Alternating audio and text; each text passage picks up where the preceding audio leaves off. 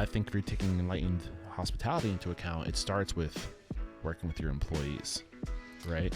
So, you know, if you can transform your employees, then your employees can transform the guests. But beyond that, I think you're transforming society, because you're going into these troubled neighborhoods. You're pulling people out of bad, like out of the, I don't want to say the system, but out of the cycle. You're also exposing and creating awareness about the issue. So you're doing a lot of great work. Well, thank you. Yeah. Thank you. I do, when you talk about the experience for the guest, I do love that we're able to give the guest a great experience, because they will walk in and have great food that looks beautiful and tastes great. And then sometimes it might take them a few times to visit before they associate the mission with the cafe. Yeah.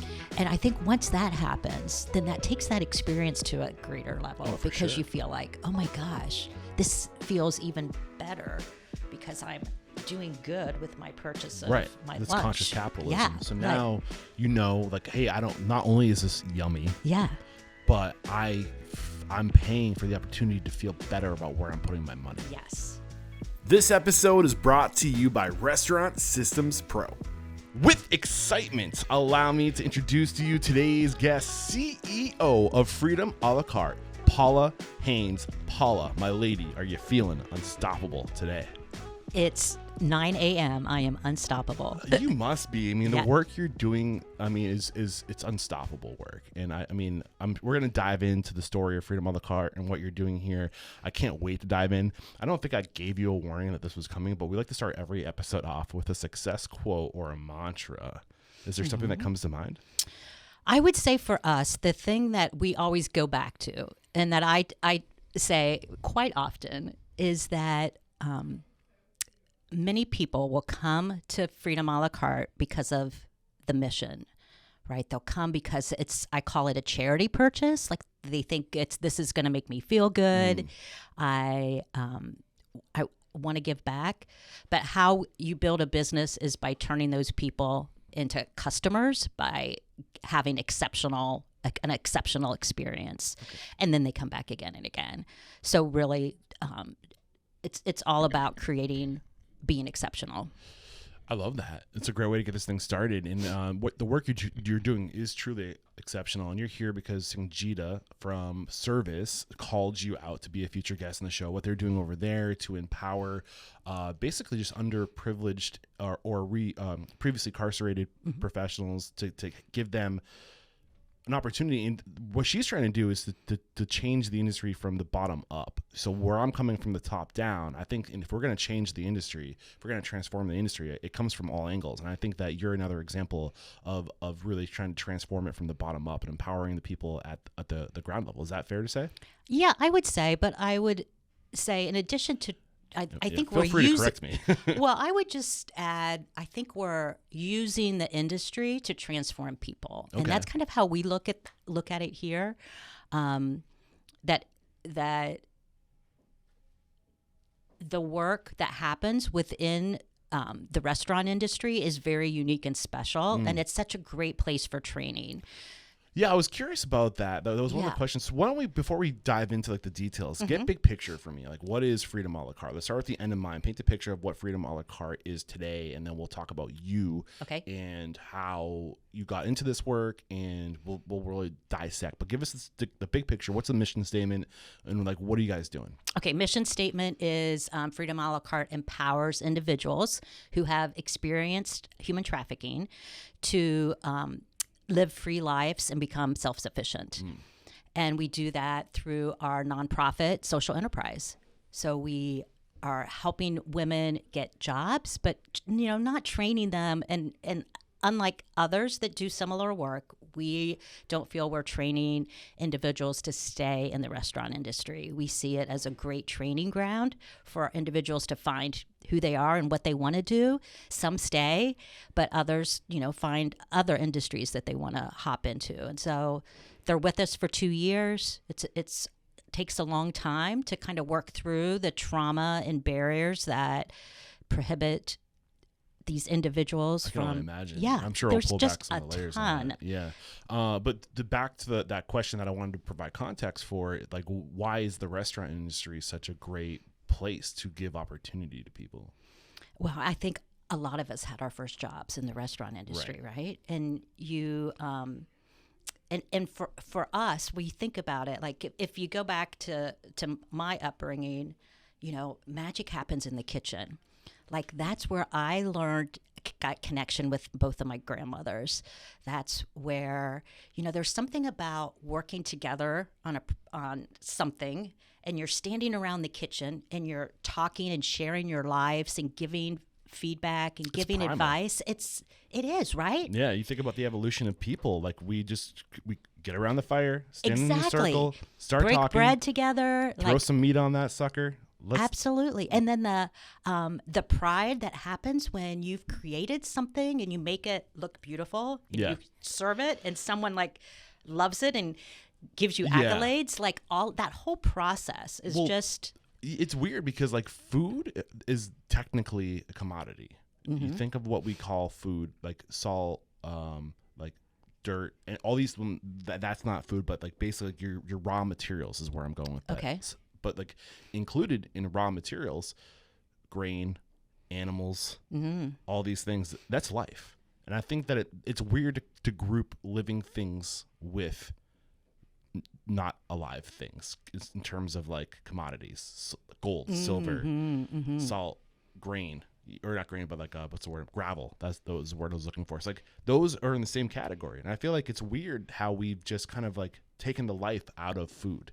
But literally, where I'm going with this is like when we're sitting around a campfire and we're cooking something, whether we're baking bread or we're grilling meat. That thing was alive, and we're taking life and we're giving life in that moment, and it's such an intimate thing, and we try to commoditize that. It's fucked up. Pardon my language. What's going on? No, it is. Yeah, and I think okay, I think that like for us, I don't think we thought through that whole all of those benefits when we first started the social enterprise. right. So I think it's just magical how There's definitely magic. yeah, like it's just magical to see it now and think, oh my gosh, this is the perfect business to be doing what we're doing and to help transform lives. I couldn't agree more. Yeah. So who are you? Help me understand like how you got here. What were you doing before Freedom a la carte? So immediately before Freedom, I had a marketing business. I was a marketing professional, had my own business. And through that experience, I graduated in advertising back a few years, and things have changed. Right? Yeah, something. We'll go with that. But things change. And my husband and I were in a situation where he lost his job, and it was like, okay, he was in the marketing profession. We're just going to do this ourselves. So I taught myself Photoshop. I had to learn those things myself. And that led to teaching myself how to build websites. And you just figure SEO, out marketing, all of that stuff. And you figure out that, geez, there's resources out there. I'm an intelligent woman. I can figure this out. And so that kind of helped, that's how we built that business. And then in that process, I went to some friends of mine talked about this Freedom a la carte, and there was a human trafficking 101 class, and I thought I want to learn more about this. I didn't really understand it, and I thought, what is this? This was in about 2013. So Freedom a la carte started in 2009. You said, I think 2009. The nonprofit started. Okay. The social enterprise started in 2011. So in 2016, you see this program being hosted, and Nope. So I'm sorry. 2009. The organization started. Yep. 2011 was when the social enterprise started, and I came on about 2013. What's the difference between a nonprofit and a social enterprise? So the nonprofit is helping the women. It's all grant funded, donation funded. So we are a nonprofit. But the social enterprise was a business that we started in order to help the women get a job. Got it. And so those were the two. So Freedom a la different. carte being the cafe was started in 2000.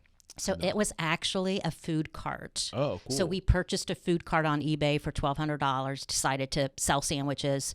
We pushed that baby around to different festivals. I love that, though. That's exactly how I would start or tell anybody to start a business. Like, don't go for the brick and mortar on day one. Yeah. Like, build that brand. Like, yes. push a Figure cart out around. which. Yeah, but oh man, Refine your that's recipes. hard. It is that's hard, so but hard. if you want it bad enough, like, how much does a food cart cost? Yeah, it was $1,200. How much does a brick and mortar cost? Yeah, tell me. Maybe $1,200 a month at least. 500,000 if you're lucky. Yeah, exactly. You know, like, so the just start where you can, and if you want it bad enough, you'll do the work. You know, so you guys start with a food cart, and then you evolve into. And then you know we're in Ohio with a food cart. Yeah. But yeah, that's not sustainable. That's what you get, maybe 8 months out of Yeah, the year? exactly. Yeah. So we started doing catering. And so then that's really what drove business, and that the food cart kind of, you know, as it was bumping along the road, kind of just bumped away. and you know, the catering business grew. And you know, I'd love to dive deeper into kind of what we learned there and how we kind of took feel free. that business. So this is 2013 is when you came on. Yep. And So that's I where you came in were- as a volunteer. Yeah. Yep. I kind of learned about, this is happening here in Columbus. I want to dive in. I, you know, was an entrepreneur. So I loved that social enterprise model. Like, here's a nonprofit that understands generating your own revenue is a way to help your nonprofit be sustainable, right? So I loved that idea. I think there's this weird energy around money today, where like younger generations, I'll admit the millennials started this. I'm a millennial, and not guilty. At one point, I felt like it's all about money, but it's not all about money. But I think at the end of the day, when you really dive into it, you realize that money doesn't have to be dirty. Only dirty people make money dirty. Money can be clean. It can be good. It can be used to do good. Absolutely. And I think that this model that we see on capitalism, like, it gets a bad rep, but conscious capitalism is gorgeous. And I think that's really what we're trying to do. Is you and I are trying to create awareness about what's going on out there, how we can use money to do good if you're intentional and you're conscious with, you know. I think we're here to educate. But back to your story. You said that there was a program or like an event, and then that you went to the event, and that's kind of how you came in. And that's how I learned about it. You know, I said I loved that social enterprise model they were doing. I loved the idea that they were helping women to get a job so they could take care of themselves. I love that approach of, you know, teach someone to fish and right. So I thought that was beautiful and brilliant. And I've always loved food. I love cooking. And so I thought, hey, this is a place for me. So I dove in, and, you know, something about me, I'm either like all in or I'm not in. And so, you know, I was all in. And so I was helping that summer. We were doing catering and they were doing weddings. And, you know, at that point, they were just happy to have any business. And so if someone said, I want a Moroccan themed wedding, we would be like, oh yeah, sure, we can do that. But this is a workforce program. Like, you know, these aren't skilled workers. And so they're becoming skilled. They're becoming skilled. Yeah. But when you change the menu up every weekend, like, it creates stress and chaos. And sounds like a restaurant. Yeah, well, for women with trauma, maybe not have been the best thing. So that was, but it was so much fun. I mean, we had so much fun together. And so then that season ended, and I saw that people on the staff, they didn't have benefits. One person in particular had looking for a new job because she was getting divorced, no benefits. And I thought, okay, we need to raise some money here.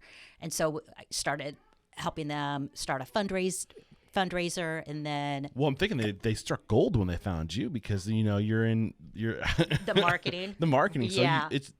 And I hate that there's truth to this. No matter how hard you work and how good you are at doing the thing, in today's world, it's not enough, you know. And I don't want that statement to be true.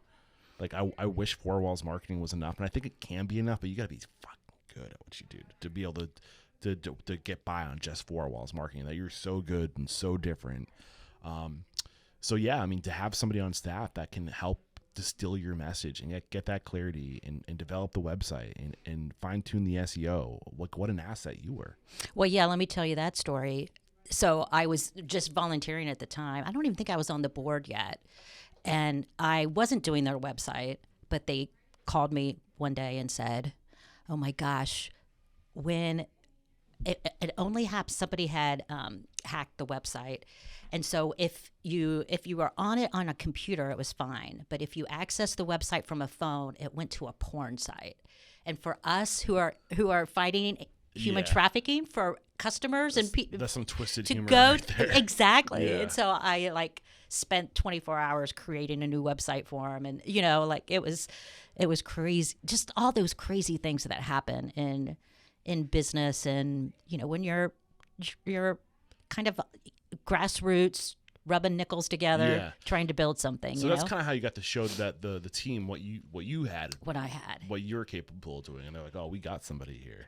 Yeah, and I enjoyed them. I enjoyed the people. I loved the mission. I was just all in, and then was on the board.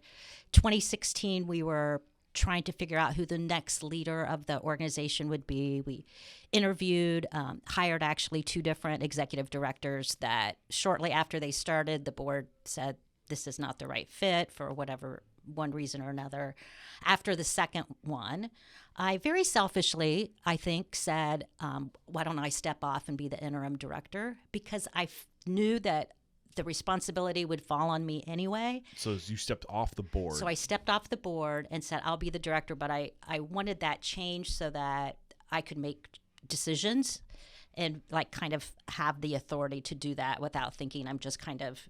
Was not this, it's weird to talk about a bigger program, but at this time, was the program struggling? Was there a lack of focus or lack of vision? There was a lack of it was struggling financially. It was struggling in many areas. I think we had a vision of where we wanted to go, but I think it was struggling leadership, and that was at 2016. Okay. So 2015 and 2016. Got it. So in June of 2016 is when I stepped down. I made some immediate changes, hired a different chef, hired a case manager, because women would come to work with all kinds of problems. Think you just got an eviction notice, you come to work, what's on your mind? Oh my gosh, I'm going to lose my house, right? So you're telling the sales manager about it, and she loves you and wants to help you. She doesn't know anything about that, but she's dropping her stuff to help you figure this out, right? We have orders that need to get out. We have work that needs to get done. It just was constantly this turmoil. And so I thought if we had a case manager that could come in and help women with their everyday life and help them find the resources they need, then the chef and the sales manager can take care of the business. Right. And hopefully the thought was that things would go a lot smoother. So the brilliant thing there that had nothing to do with me was that someone that was in our program at the time, her name was April, came up to me. She was a supervisor. She says, I'm in school at Columbus State, and I just got certified to do case management. Would you consider me? So someone from our program stepped up into that role. Beautiful. Isn't that beautiful? Yeah. And she taught us so much. I've always said, I come from more of a charity mentality. I grew up pretty privileged, but with a family that gave a lot and volunteered a lot, and that was embedded in me as a human. But my mindset was more, if someone doesn't have enough food for the week, let's give them a gift card to Kroger. Let's give them a bus pass so they can get to work. And April, when we had that situation come up, said, yeah, I want to take them shopping and teach them how to buy 4 pounds of ground beef and make that spread. And then I don't think that, I think they should pay it back. I don't think we should just give it to them because they're earning a paycheck. So, and then I said, well, we just take a little bit out of each paycheck. She says, instead of just a little bit out of each paycheck, I think they should just pay me whatever they can in cash so that they understand that paying back Is a choice. is Yeah. and it's empowering. So at the end you pay that off and you realize, okay, I got in this situation, they helped me out, I paid it back. Like that's fulfilling. There's something special about when you choose to do something versus when you're being made to do something. I'm pretty middle of the road when it comes politically, when it comes to politics, but when I worry about over regulating and forcing people to do things, it's not going to be good for culture. You know what I'm saying? Like, but if you change the culture and you start judging people based off of the social impact they have, and it's not about the nice things you have, but the power you have. But if you're, and I think we live in a very special time where we can see the social good people are doing, because there's so many touch points, data out there. So like if we start comparing and judging people based off of the social good they do, if they're millionaires and billionaires, but they're putting that money by choice back into their communities, building programs, building refuge for people, like how awesome would that be? I know. You know, I think more of that for sure. I feel like there was a period of that. You look into like our history and you see like these super, and then maybe there was some tax evasion going on, I don't know, but like these big names, and you see like these buildings. Like I don't know the character of like Rockefeller, but his name's like coming to my mind right now. But he was a gigantic philanthropist, wasn't he? How many things did he build in his name? For sure. Like you like why don't we do more of that? Like maybe we do. I don't know. Maybe I'm sounding super ignorant. I don't think you're ignorant at all. I think there needs to be more of it. Yeah. But I will tell you, coming into the nonprofit world from the business world, I have been and continue to be humbled by the generosity of our community. And I feel like it's really, people just need to know what you need. And sometimes it's us as, you know, the nonprofits not communicating well enough exactly what we need and what that need looks like. The universe needs to know in order to provide. Exactly. Yeah. And opportunities like this, you know, are great to just get the word out of what people are doing and what impact it's making. Right. And that's why they say write it down, say it out loud. Yeah. Like, what's the point of having a vision and core values? So it echoes, so people communicate, so you know, and then like you manifest that stuff. But back to where we started, like I love that you're, instead of taking the money and like taxing the employee, you're establishing a culture and you say, this is how we do it. Yes. And like that culture, those values will stick with these women throughout their life. And we're starting to see that. Like that's the beauty. It's been, you know, now 8 years of this, and we're seeing the long-term effect and these women thriving. Not that there's not relapse and hiccups and you know, like anything, bumps in the road. That just happens as well. But, you know, we're seeing women come from our program, move here into management, but a lot going elsewhere and building a career, and some of them circling back and coming back to work for us. And it's really neat to see. Yeah. The language that we use here that we learned from that lesson is how do we empower instead of enable. So anytime someone needs assistance, we run it through that lens. Are we empowering? If we help someone by paying their rent this month, are we empowering them or enabling? Right? So the difference would be, okay, if you need help with your rent because you're working an hourly wage and you were off for a week and a half because you were sick or your kids were sick, like that's empowering. Like you're still working, you just have this hiccup. If we help you, we're just going to help you keep moving forward. Right. So that's a time when we would step in and pay their rent for them. But if you've quit your job, you haven't found anything else, you just quit abruptly, and you don't have a plan for moving forward, if we help you with that, then what are you going to do next month? Yeah. You know? This is some good stuff that I think, regardless of whether or not you're in a nonprofit or you're a for-profit restaurant, like this is, my mission statement is to inspire, empower, and transform the industry. But it's very intentional, because I think we inspire people by giving them the values, by saying, hey, be a part of this vision that I have. And like, hey, you can do anything you put your mind to, but you can't just tell people that you can do it. You have to empower them. You have to recreate yourself and others by giving them the skills, by paying for the lessons on how to run a business so you can remove yourself from the business and focus on the next project, right? So I think these lessons that you're dropping on us are very transferable. I want to take a quick break to thank our sponsors. When we come back, let's dive deeper into what empowerment looks like and how you do that here so we can transfer those lessons to the greater restaurant industry. We have to interrupt today's video to let you know that right now Restaurant Systems Pro is offering a no strings attached 60-day trial that will help you improve your systems, increase your profit, and find better work-life balance. All you have to do is click the link below. Okay, we're back. So when we last left off, you were talking about the difference between enabling and empowering. So what does that process of empowerment look like? Is there a step-by-step process? Like, how do you guys, I mean, you kind of got into it a little bit, but really pull back the layers. Like, what's your advice on empowering somebody? I think it's a culture. And like, you know, kind of think the example that I gave of just looking at the approach that you're giving. Are you empowering or enabling? Something that you referred to earlier too is giving choices and letting someone choose. You know, we study trauma a lot here and try to see things through that trauma lens as well.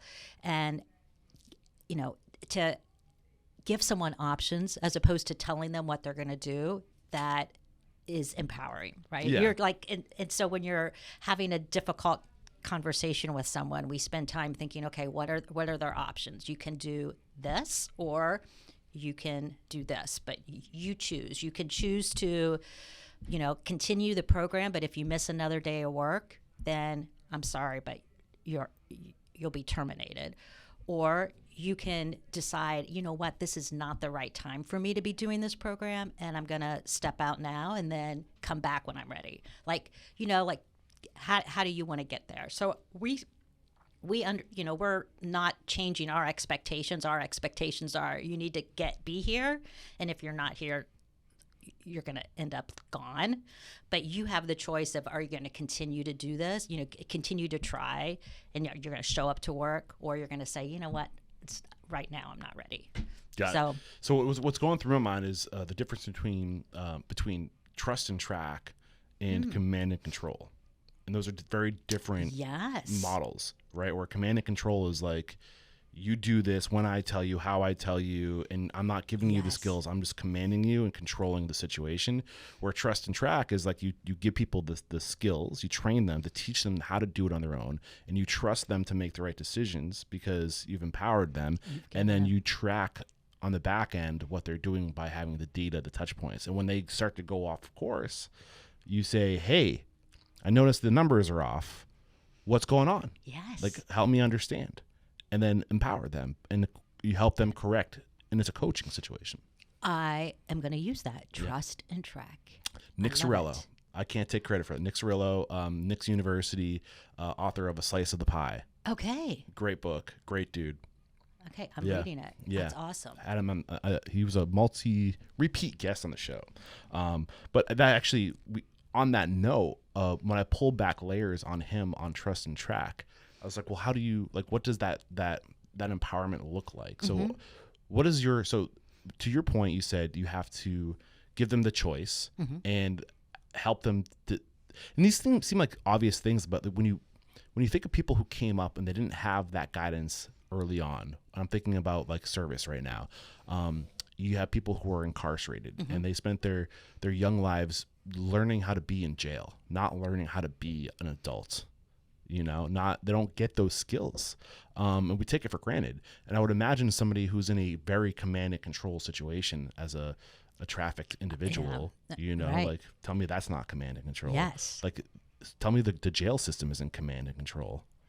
For sure. You know, like, and how do we create a space that isn't command and control when you're trying to run a business? Like, there are certain things, it's such a delicate balance. Like, there are certain things that you just have to do every day. And these people just don't have the soft skills because they would never had to make those decisions. Everything was decided for them. That's exactly right. Or, you know, the authority when someone's telling you something or correcting you, and like accepting feedback and correction is a skill that is really difficult to learn if you haven't been taught that early in your life. So as an adult, to bring people in and have that issue, we have people walk out and quit, because there's that flight. What's the freeze or flee? Reaction to any kind fight of or flight. Fight or flight. Yeah, is that the same freeze or freeze? There's freeze in there too, but okay. But people just have left the restaurant, and in any other place, it'd be like, okay, they've just quit. At Freedom, we call them up. Okay, how you doing? Like, what happened there? What caused this trigger for you to do this? Let's try it again, and bring them back. So we have someone who is now our assistant catering manager, and we laugh about how many times she quit. She must have quit 5 or 6 times and left, and then we're like, no, you're coming back. Like, she just had a bad day. Yeah. So back on this vein of empowerment, I think maybe it might make sense to talk about what the 4 phases are, because I think the empowerment is embedded within that, is it not? Yeah, for sure. A lot of what we're doing is just breaking down barriers, right? So the first 3 to 4 months of the program, phase 1, someone's coming in, we're giving them probably around 3 days on the job, and we're making sure that they're getting to work. They're kind of learning how to receive and give that feedback. Getting the lay of the land. Yeah, just getting comfortable with all of that responsibility, but also working out how am I gonna get there? Like, that can be a huge barrier. What about childcare? Like, who's taking care of my kids? And so working with them to make sure that they have those things covered so that they can. So you're acclimating them to the physical space. Just to work. Yeah, just to get back into work. And then figuring out the logistics, taking away the no's, the barriers, the things that could get in the way of you coming to work. Exactly. Yeah. And so, at those first 4 months, they need to be, consistently coming to work. And that's being productive while they're here. Yeah. The next phase is pretty long, so that's from 4 to 18 months. Let's just drop the 4 phases real quick, big picture, then we'll come back and dissect them. So phase 1 is CATCH, CATCH, Court Restorative Justice Support, or what's that? Okay, nope. Okay, so those are the 4 programs that we do. Oh, programs. I apologize. So those are 4 programs that we do. I'm getting my wires crossed. So go through the 4 phases. Let's do the 4 phases, and then I'll touch on the other programs that we do. Thank you. So the second phase, 4 to 18 months, is when they're being productive. Like, they're a member of the team, but they're really spending time on what they want to do. So that's when our workforce development specialist is working with them on, we do an Enneagram assessment, like, what are your strengths? Like, how do you think? And then we might do some aptitude tests. What are you interested in? And really kind of helping them to discover themselves, right? Self-awareness, putting them on a track. What are you interested in? Then at the end of that period and into phase 3 is when they're getting ready to phase out. So you're really looking at your resume, but we do a shadowing program and an internship program. So shadowing would be, gosh, I'm thinking I might like to get into construction. I'm going to go shadow someone over there, and we'll pair them up with somebody to shadow for a day. We pay them so that they're not without income that day, and they shadow. And we give them 3 opportunities to do shadowings, and then we also offer an internship. So if there's something they really like, then we can make an arrangement with that employer for them to intern. We pay that, so we pay the employee for that time, and that's 40 hours that we pay. And that's phase 3.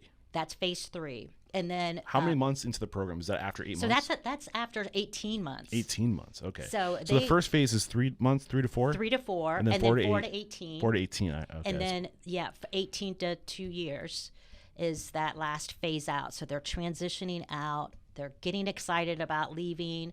You know, change for anyone is hard, especially individuals that have, you know, really, really complex trauma. That's Right.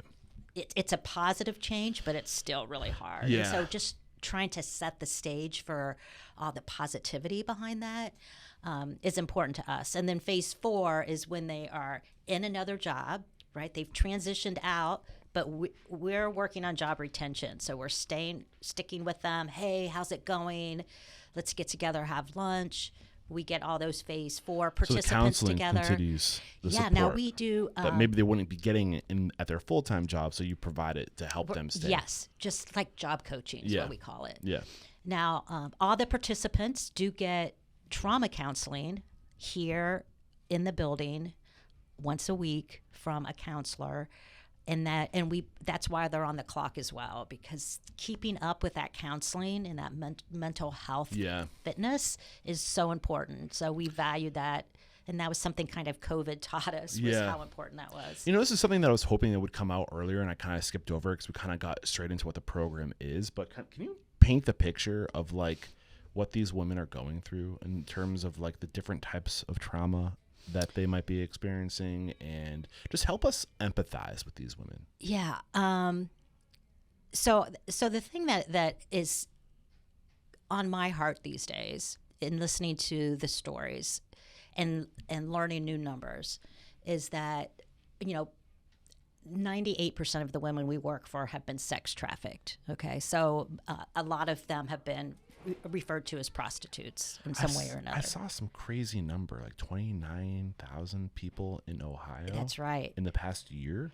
Every year that's the estimate now of how many's happening in Ohio. I had no clue. Right? Because it's not, you're not seeing it out in the world. So let me tell you this number that's going to blow your mind. A little over 40% of sex trafficking victims are first trafficked by a family member.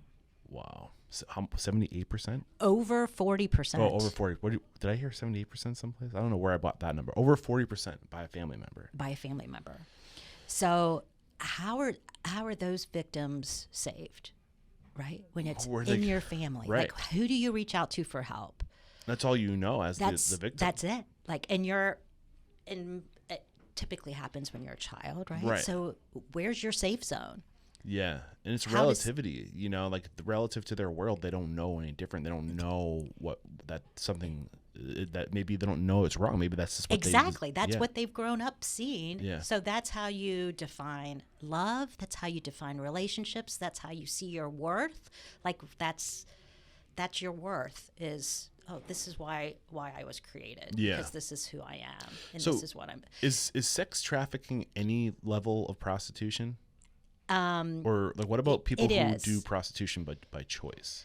There's very few that does happen. Well, I'm thinking like different cultures. Like for example, in like Thailand, like I know it's almost like being a hairdresser. Like and I don't Yeah. mean to say that lightly, but you go, and my impression when I was there is like these women aren't like, you know, they're just publicly like they're just okay with it, and they're proud of it to a degree. And it's weird, and somebody had to explain to me like it's just a different culture. And that could be too. Yeah. But I do think there's a misunderstanding that can be perceived as I'm okay with this, like I'm doing this because I want to. There's a lot of manipulation happening behind the scenes. So even women that are sex trafficked here that we work with, when you talk to them shortly out of the life, they're like, no, I chose that. That was my decision. But the more that they work on their trauma and understand, they realize, oh, I was manipulated. Like, no, I couldn't stay in that house unless I went out and had Right. sex. There's more like that there you was don't see. more. Yeah, and it's a mind game. Like traffickers prey on vulnerable people. And so they're preying on those vulnerabilities. You want you want love? I'll give you love. You need a place to stay? Oh gosh, I'll give you the best place to stay. It's incredible, and just understanding those things, and they pull them in, create that relationship, that bond, and then all of a sudden it turns. Okay, I've been putting you up here for 2 months. Now you got to pay your rent. You need to step in this room here and have sex with these guys. And then, And then you're like, okay, he loves me. I need to do this for him because he loves me. So that level of manipulation. It's so manipulative. Yeah. And so when you have that manipulation in your life for so long and it's embedded in you, trying to help get out of that, like trying to help women see that,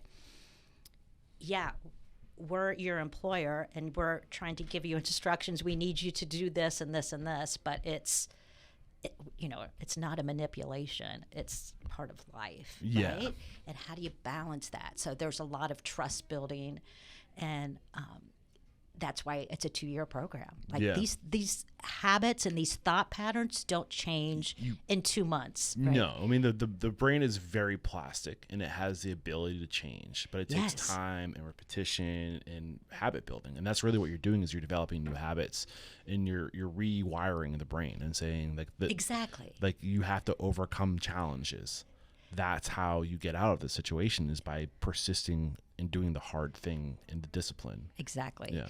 We have a mentorship program that's really important because when your family is at the center of your trafficking experience and your trauma, who do you have for support to support you as you're changing your life and trying to go in a different direction, right? There's constantly we hear about that pull from family members to who do you think you are? You're so hot, because you're not doing drugs anymore, or you're going to school. Who do you think you are? Like they're not supported. Yeah. They're not supported in those really important decisions. It's the lowest 1% of society that just you can't break those people out of their culture. It's a cultural thing for sure. And I don't know if you've ever heard of Malcolm Gladwell's Speaking with Strangers or Talking to Strangers, I think is the name of the book. But it's like we tend to generalize an entire neighborhood for being like a bad neighborhood when it's really just usually like one house that's responsible. So it's like the 1% that people generalize, like that whole community is messed up. Yeah. And like it's these 1% of people within these communities that just bring everything down, What's going through your mind as I share that?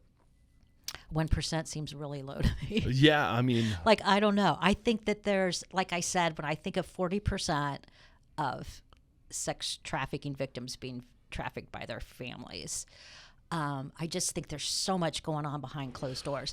I live in Union County here in Columbus, which is, a rural community. Yeah. And they have an organization there that helps human trafficking. And I've, been meeting with them recently to find out more. How can we support you, et cetera? And I'm like, tell me about what's happening in Union County for human trafficking. And it's the families, and a lot of it's associated with their religion. So those religions where, and I'm a woman of faith, so these things really get to me because I think, how can you be using the Word of God to, justify this horrible behavior? Right. But that submission to authority, submission to your husband, submission to men, and taking, selling their women for sex, like that's just disgusting. Yeah. And so you're not seeing it. You just don't see it, but it's definitely there. It's everywhere. Yeah, for sure.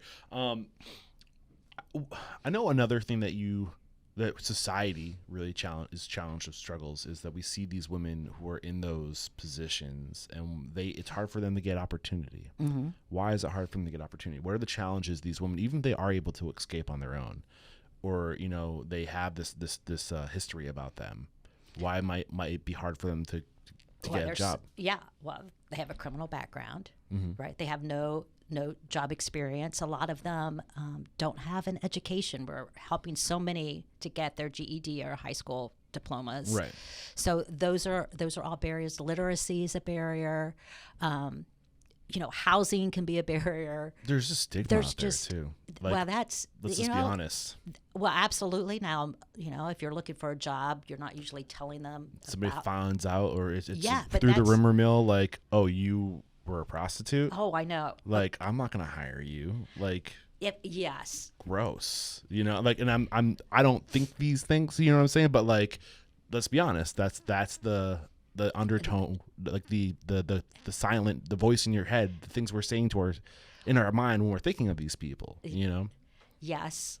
And there's the opposite, where there are still, people out there purchasing sex who are like purchasing, like, You know, you mentioned it goes- that, yeah. and I was like, is that another challenge you have to deal with? Do you get a lot of creeps coming into this place?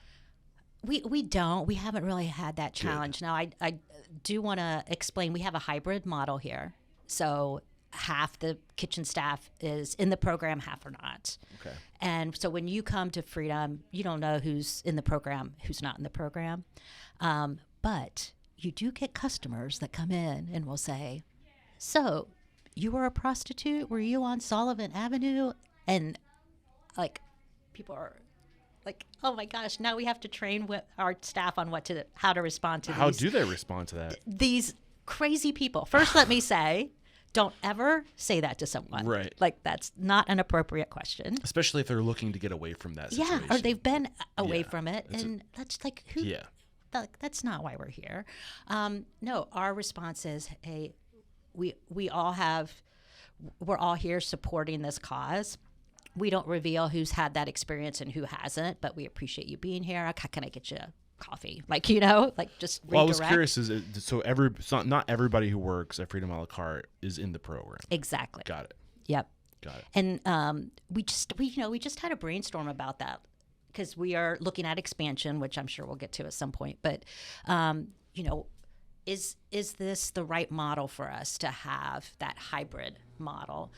And we've concluded that it is. Like, there's a lot of support and teaching and empathy that goes on amongst those that are not in the program and those that are. There's just a really beautiful relationship that happens.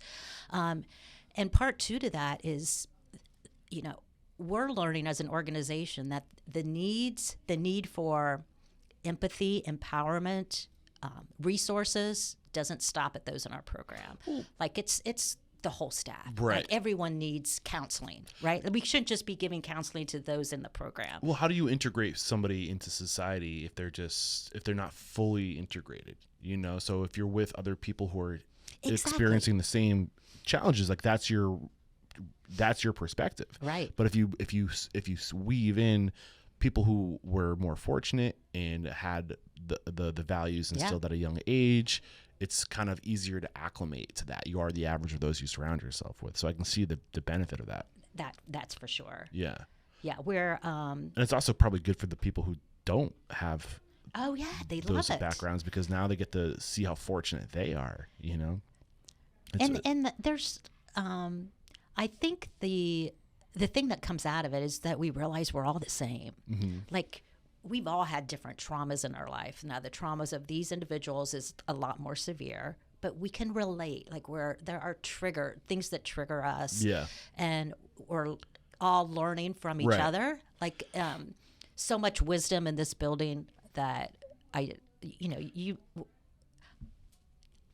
as the leader, I realize, you got to surround yourself with others, because they got to teach you how to do this. I can't say I have experience with a prostitute. I'm happy to say that. But I can say that I have spent 6 months in Thailand, and the culture over there, and I did 2 years, 3 months each year.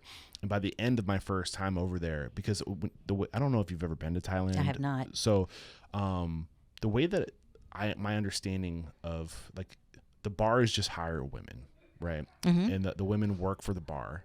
And I just remember, if you go to a bar, like, you're gonna be surrounded by prostitutes. And I just remember thinking to myself, like, it's so normal. Like, how is this so normal? Like, how are they just, and like, there's no hiding it. Like, it's just, and it's literally hundreds of women, like, around, like, down the street. You can go to a bar and not pay for someone's company. Yeah. But I just remember being like, before that experience, I just remember thinking to myself, kind of to the points that I made earlier, mm-hmm. I was guilty of thinking less of these people, mm-hmm. But by being around them and being like upfront, like I'm not here for those services. I'm here to play pool and to hang out with the gentlemen I know here. We're all just here to hang out. You really quickly realize that they're just like everybody else. They are. You know, and they're someone's daughter, right? They're someone's sister. Actually, I can't say that I've never paid a prostitute, because I think that once I wanted somebody to play pool with, and I was like, but the rules are I can't give you time unless you pay me. And I was like, okay, here's some money. Let's play pool. Like, I get it. You're working. The best night of her life, I'm sure. Yeah. And like, I was just like, oh, like, I get that. Like, I don't want to get you in trouble, you know? Like, so I was like, yeah, like, here's like, you buy a drink is basically the rule. Like, if you buy them a drink, it's like not a real drink. It's just like the money's going to the house is how it works. So like, yeah. And like, but the point I'm trying to make is that when you spend time with these people, you realize all people are just the same, you know, and they're, at the end of the day, they're real people who are that act just like everybody else. And it's just all they know. Yeah. You know? And something horrible has happened to them, and we're helping them to recover from that. You know, that's the beauty. Yeah. Helping them see their worth. 'Cause you can imagine when you've been on that victim side. Do you have success stories that you can tell? Oh, like, my I don't know gosh. what you're privileged to share. Well, I won't share names. I told you about April, who was our case manager, and she ended up buying her own home and all kinds of wonderful things. We have someone on staff who was one of the first people in our program. She went to work which we helped her get a job at the courthouse. She worked in the prosecutor's office, so she would talk about, for years, the people that actually put her in handcuffs were her colleagues, now her colleagues. She worked her way up there, became a victim's advocate, and then several years later became a bailiff for the judge, Judge Paul Herbert, who's also presides over the catch court. And 2 years ago, she circled back and now works here at Freedom. So she is a trauma expert. She's advocating for women. So here at Freedom, we have, I think, 6 women on the management team who have been through a part of our program and are now working for us.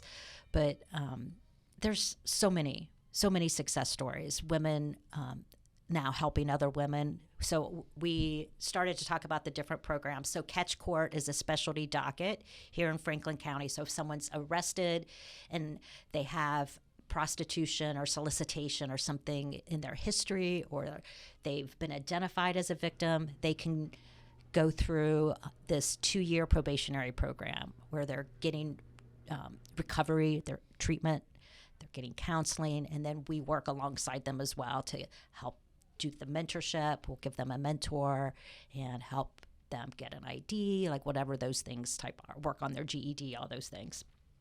From there, we also built what we called, in addition to workforce development, the butterfly program. So we realized that people were graduating from treatment but still struggling through life. You know, like we said, this process doesn't end after 6 months. It lingers on. So our butterfly program is for those who are out of the life for at least 6 months, 6 months sober, and continues for the rest of their life. And like we said, we'll step in and help them as needed to keep them self-sufficient. We have about 300 women in that program. And so those are the success stories. So you've covered the first 3 programs, right? Yep. Catch, which is the court restorative justice support.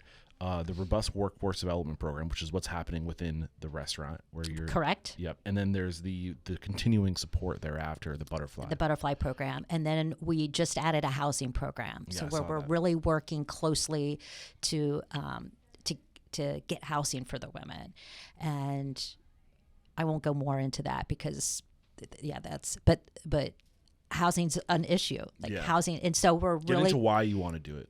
Well, we had this really great partnership, and then that just fell through recently. I'm sorry to hear that. I know, But It's crazy how many empty buildings there are, especially after the pandemic. When please, everybody... okay, so I should really give this a pitch because somebody might know. Yeah. So let me just tell this quick story. Going back to April when she was our first case manager, and I said she bought a house. So she was getting ready to move out of her apartment. And so we went to her landlord, and she said, hey, I had a criminal record. You took a chance on me. I was a great tenant, always paid on time. Now I'm leaving to buy a house. Would you consider renting to one of the women in this program that I'm in? And they said absolutely. So in her complex of like 8 apartments, at one point we had 5 of our participants in that apartment complex, and it created this organic, magical community of support where we weren't holding the lease, but they were supporting each other, checking in on each other, holding each other accountable. Hey, and thought, how do we replicate that? Yeah. So fast forward, beginning of this year, we entered a partnership with an apartment complex, and with the idea that we would be moving women into this complex, and creating that same atmosphere. They would have subsidized housing, but we would provide the support to help them succeed, make sure that they're working. We're there kind of as that safety net, not holding the lease. But unfortunately, we just got word that they've sold that property. Oh, bummer. Yeah.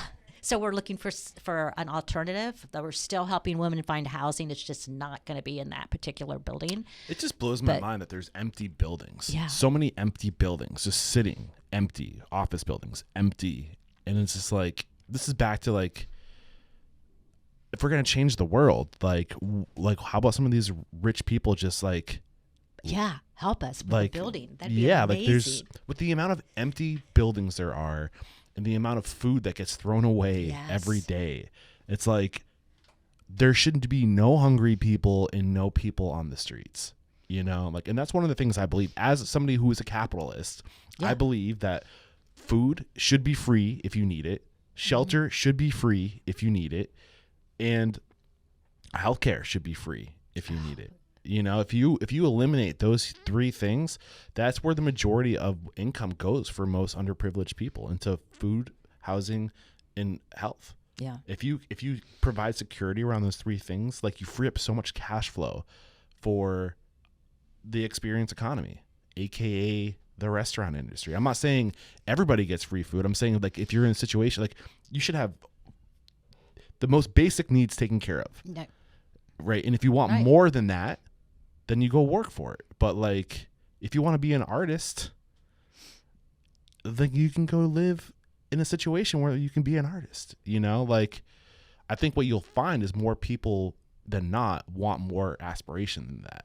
And if you want more, then go work for more. But like, how much money are we spending on just trying to like fix problems? You know what I'm saying? I totally know what you're saying. And how much money how much food just gets thrown away? How many buildings are just empty? It's like, can we just be a little bit more efficient? Yeah. Like, I don't know. It gets overwhelming. All of the issues that need to be addressed can really be consuming. So if you're listening like, to this one. and you own property, that's true. in Ohio, call Paula. Yes, we'll have an opportunity to share your contact information. We're gonna take one more quick break to thank our sponsors, and we'll be back. We have to interrupt today's video to let you know that right now, Restaurant Systems Pro is offering a no strings attached 60-day trial that will help you improve your systems, increase your profit, and find better work-life balance. All you have to do is click the link below.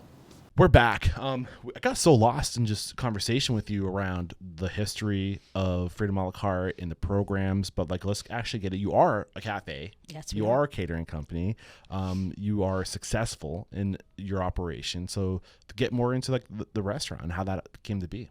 Yeah, so we talked about doing the catering business. So the catering business was from 2011, and then in 2021, so 10 years later, we opened our cafe.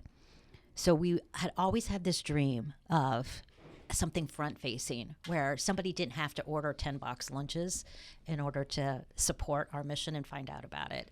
So the vision, everything started during COVID. I was all of a sudden I was in the middle of a capital campaign to raise money, and COVID hit, and no one wants to support a restaurant. Right. So that took a little bit longer than expected, but April 2021, we opened the cafe front facing again, really trying to design a space and an experience where people come in and think, wow, this food is great. It looks great. It's great. beautiful. I know where I'm eating lunch before my road trip back to New Hampshire. The Don't Judge Me. You got to try the Don't Judge Me. I saw that. Yeah. I love the branding on that too. Named in honor of Judge Herbert. Yes. Okay. But anyway, the space too, I hope you find is really beautiful, because we think that people want to enjoy a beautiful space, but also we deserve a beautiful space. Like the women we're serving deserve a beautiful space. I was expecting to walk into a nonprofit. Yes, please. Yes, and it's not. And I was surprised. I was like, "Oh, this place is nice." Like, and like you would never. You. Yeah, of course. I think that's important, right? Nonprofit should not mean poverty. Right. So I love that the community has supported us in that and helping us to provide that beautiful space. But it's a business. So if people are going to come back again and again, you got to create an environment where you want to. I actually studied trauma design and incorporated some of those elements into the design of the space throughout the building. Get some detail? The whitewashed brick is all just bringing that lightness into the space, all of the natural light. When we have a tour, you'll see in the kitchen, we actually have a window, which is unheard of because you need that wall space for storage, but just bringing that natural light in just adds something. The plants, the different textures. Well, I think we forget, like we were meant to be outside. We are. We evolved outside, so we forget the significance of having that sunlight come in, and I'm assuming if somebody was kind of kept away, didn't really have the freedoms of being able to go out. I don't know how extreme it got for some of the people in your program, but by having that natural light, I'm sure it definitely helps. Yes. Yeah, for sure. So those are elements that happened. But coming to the realization of, how we got here, I think one of the lessons I learned along the way was to think more like a business instead of a nonprofit. Like I've always patted myself on the back, I guess, as having an entrepreneurial approach. But when it came to looking at spaces for a cafe, I was really sucked into people coming to me and saying, "Oh, I've got this great space. I can give you a deal." Kind of looking at all these different locations. We were looking at a space in Franklinton, which is like an up and coming new area of Columbus, and I was pitching to a group of funders, and Tim McCarthy, who owns several Raising Cane's, said to me, "Why this space?" And I went through my whole spiel. "Oh, it's up and coming. It's great." Was connected with a local restaurateur who would help us, give us consulting, etc. And he said, "Your food is too freaking awesome to locate here and wait for people to find you. You need to go where the people are. You're going to pay more in rent, but you're going to make it up in sales." And I thought, oh my gosh, I've been looking at this so totally wrong. And so we went back and we created a location analysis, like what are our top needs from a business standpoint, who's as your well target as market? Like, yes. Where's that money?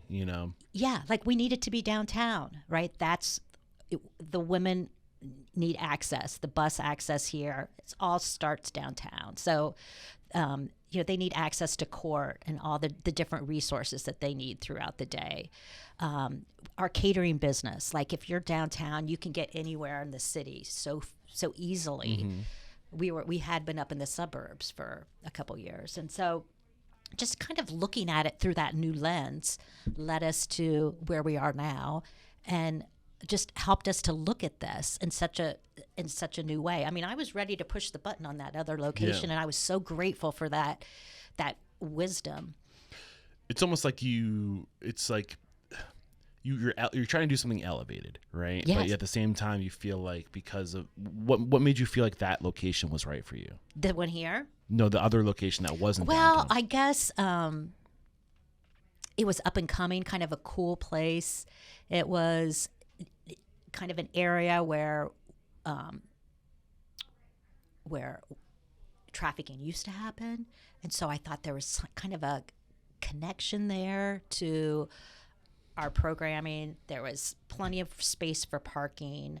And it was a nice sized building. So I thought we could kind of do what we needed to do in that space.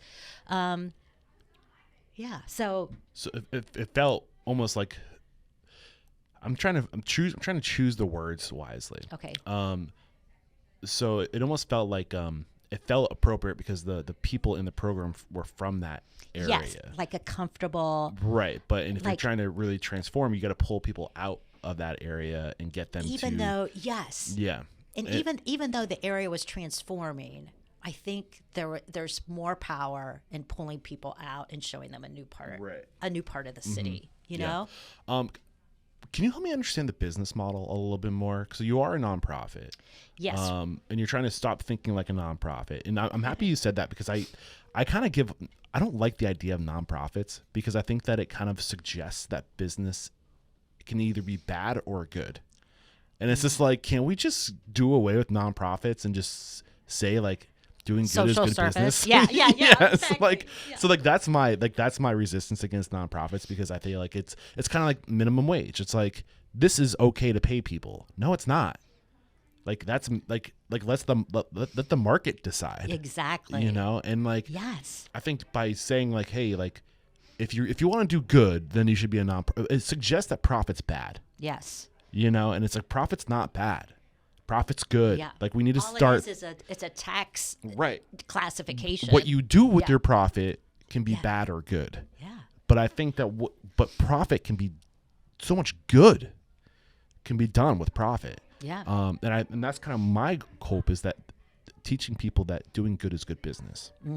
But so help me understand the business model. Yeah. So the social enterprise, which is the cafe and the catering, and then we have a small merchandise line, makes about 52% of our total revenue. Yeah. The balance of that is grants, donations, and special events that we do to raise money. So it's all money raised, and that supports basically those other three programs. So the workforce development program is pretty self-sufficient.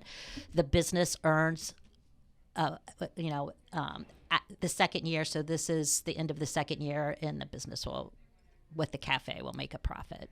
Okay. And then that, in theory, supports the programming. Okay. So it's in a way, it's kind of like this idea of what I'm trying to educate restaurant owners to do. So it's profit sharing. So like instead of sharing the profit with the employee, you're paying them a wage, but you're sharing the profit with the program. Correct. Yes. So yes. it's just splitting up profit. Yes. So it's like whatever your cause is, and this is conscious capitalism. It's saying, hey, like we're going to use our business to create awareness about an issue, and we're being a part of the solution where our mission, like you are in the transformation economy. So I literally just had Joe Pine. He was the episode that goes live just before you. Okay. We talk about how the economies have been evolving, or the economies went from like the commodities to the goods to the service economy to the experience, and then we're kind of like in the experience economy right now, where people are really like, the service economy was all about like being more like outsourcing people to do things to get more time back, and now the experience economy is we have time. Like, what are we going to do with our time to create an experience? And the transformation economy is what we're going into right now. And this is how do we use experiences over time to transform people? So like what you might think about is like, hey, like I am going to join this lifestyle brand that's a restaurant, but also does retreats, meditation, and wellness. So the goal for the restaurant or the lifestyle brand is to transform the customer from, hey, you're out of shape, unhappy, all these other things. Like, we're going to take you and help you become a better person. And that's what you're doing with your employees, and you're also. And I just want to clarify, it's not just those in our program. Like we do those things for the entire staff. It's really important to me as a leader that we're taking care of people, and they're valued and they're fairly compensated. So that's all kind of that entrepreneurial mindset, I guess. One of the first things when I became leader was unlimited PTO. Like, this is really hard work. And if you build a team you trust, then they should be able to take time when they want time. Like, some days you just feel like I can't do it today. Right. And So like all of these different benefits and ways that, ways of thinking, like I told you, we take the week off between Christmas and New Year's, and we pay everybody the hourly salaries, the hourly employees. We pay based on their 2 pay periods prior. We take the average of their hours and we pay them that, so that people can take the time off, rest, restore, but not feel stressed because they're not making that income. Right. I mean, I could argue that you're in the business of the transformation. Your employees, obviously. I think that in the transformation economy, the guest is the product, in the sense that like you are working on them. Yeah. But I think if you're taking enlightened hospitality into account, it starts with working with your employees, right? So, I agree. if you can transform your employees, then your employees can transform the guests. But beyond that, I think you're transforming society, because you're going into these troubled neighborhoods. You're pulling people out of out of the, I don't want to say the system, but out of the cycle. You're also exposing and creating awareness about the issue. So you're doing a lot of great work. Well, thank you. Yeah. Thank you. I do, when you talk about the experience for the guest, I do love that we're able to give the guest a great experience, because they will walk in and have great food that looks beautiful and tastes great. And then sometimes it might take them a few times to visit before they associate the mission with the cafe. Yeah. And I think once that happens, then that takes that experience to a greater level, because sure. you feel like, oh my gosh, this feels even better because I'm doing good with my purchase of my It's lunch. conscious capitalism. Yeah. So now hey, not only is this yummy, Yeah. but I'm paying for the opportunity to feel better about where I'm putting my money. Yes. And that there's something to be said. I think as we become a more enlightened culture, and more enlightened, as society becomes enlightened, as humanity becomes more enlightened, and we get into this idea of just mindfulness and like being intentional, like all this stuff like makes you feel better. The choices you make, to spend a few extra dollars to keep your money local, or to keep your money into a program that supports your local community. Like, stop giving your money to McDonald's. Please. Like put this money into your community. Save your body and and the economy. So I mean, I know it's easier said than done. Some people don't have the resources to have nicer that's true. things, and I get that. I don't know if I fully understand the business model. So you're treating your business like a normal business, where you have, labor expense, your cost of goods, your labor, your rent, and you have all these expenses. And then you're charging.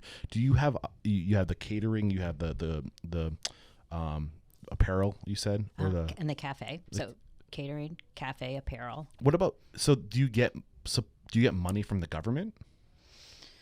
Not directly. Okay. We have grants that come in.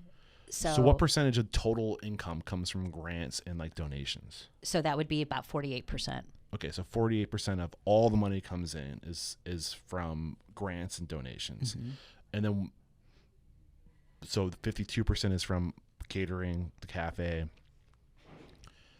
So that's a big chunk of total revenue. Yeah, I mean, I want it to be higher, but how do you go about, like, the reason why I'm asking these questions is because if you're listening to this and you want to create something similar in a different part of the country, like, what do we need to know? Like, how do we model this? How do we recreate what you've done here in other cities to create impact in different places? yeah. Well, interesting that you asked, because we are now studying, okay, is this a model we can replicate? We believe it is. So you want to scale it? So we're looking to scale. Now seriously looking at Cleveland. Okay. And hope to open in there. I think you're smart to stay in Ohio and to do centrifugal circle, or I always say it's concentric circles. I always say concentric, but I don't even know if that's a word. Concentric circles, and like really grow that culture out from the inside out. Cincinnati, probably another market. We looked at Cincinnati. Cleveland is where the data, in Ohio was the most promising, but Cleveland has some really great work they're doing in the space for human trafficking survivors. So, we need people who are going to be partners that are going to refer to us, and we're excited with the partnerships up there. So that looks like a next step for us. What's your strategy to find people to partner with?